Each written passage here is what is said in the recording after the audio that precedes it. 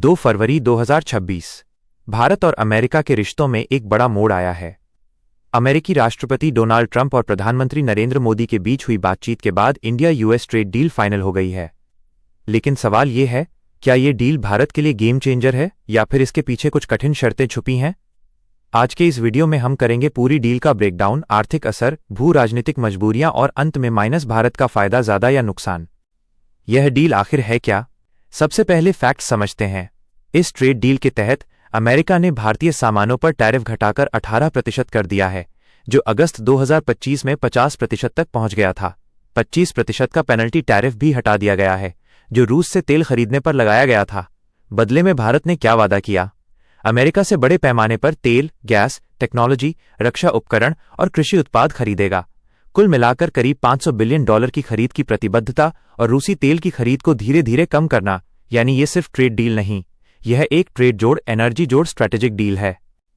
भारत को क्या फायदा होगा? 1. भारतीय निर्यात एक्सपोर्ट्स को राहत। 18% टैरिफ का मतलब है भारत अब अमेरिका के बाजार में चीन, वियतनाम, बांग्लादेश से ज्यादा प्रतिस्पर्धी हो गया है। खास फायदा होगा टेक्सटाइल, फार्मा, आईटी और इंजीनियरिंग गुड्स, जेम्स और ज्वेलरी। इससे ऑर्डर बढ़ेंगे, फैक्ट्रियों की क्षमता बढ़ेगी और रोजगार बनेगा। 2. शेयर बाजार और निवेश। डील की घोषणा के बाद शेयर बाजार में तेजी, रुपया मजबूत, विदेशी निवेशकों का भरोसा लौटा। क्यों? क्योंकि निवेशक पॉलिसी स्टेबिलिटी देखना चाहते हैं और ये डील वही संकेत देती है। 3. भारत की वैश्विक स्थिति। ईयू के बाद अब यूएस से डील भारत खुद को चाइना जोड़ 1 स्ट्रैटेजी के सबसे मजबूत विकल्प के रूप में पेश कर रहा है।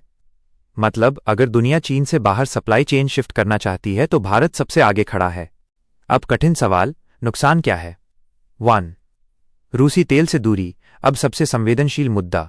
रूस से भारत सस्ता तेल खरीद रहा था। अगर वो तेल बंद हुआ, आयात बिल बढ़ सकता है, महंगाई पर दबाव आ सकता है, रिफाइनरियों की लागत बढ़ेगी। हालांकि सरकार कह रही है ये बदलाव धीरे धीरे होगा, एक झटके में नहीं। 2. अमेरिकी कृषि उत्पाद। भारत ने कहा है कि कृषि और डेयरी सेक्टर की सुरक्षा रहेगी, लेकिन कुछ अमेरिकी कृषि उत्पादों को सीमित एंट्री मिल सकती है। लंबे समय में किसानों पर दबाव आ सकता है, यानी यहां फाइन प्रिंट बहुत जरूरी है। 3. क्या भारत ज्यादा झुक गया?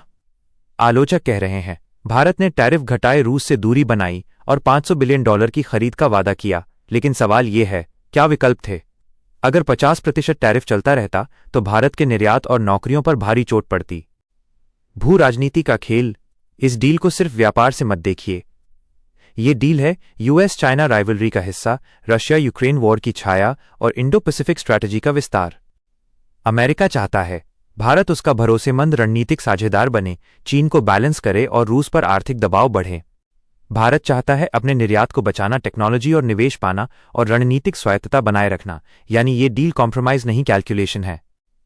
अंतिम निष्कर्ष तो सीधा जवाब, क्या Bharat America trade deal Bharat के लिए अच्छी है? हाँ, शॉर्ट और मीडियम टर्म में। क्या इसमें जोखिम है? हाँ, खासकर ऊर्जा और कृषि में। लेकिन आज की दुनिया में आदर्श विकल्प नहीं, सबसे बेहतर उपलब्ध विकल्प चुने जाते हैं। और फिलहाल ये डील भारत को आर्थिक राहत, वैश्विक बढ़त और रणनीतिक मजबूती देती है। आपका क्या मानना है? क्या भारत ने सही चाल चली या हमें रूस से दूरी नहीं बनानी चाहिए थी? कमेंट में अपनी राय जरूर लिखिए। वीडियो पसंद आया हो तो लाइक, शेयर, सब्सक्राइब। जय हिंद।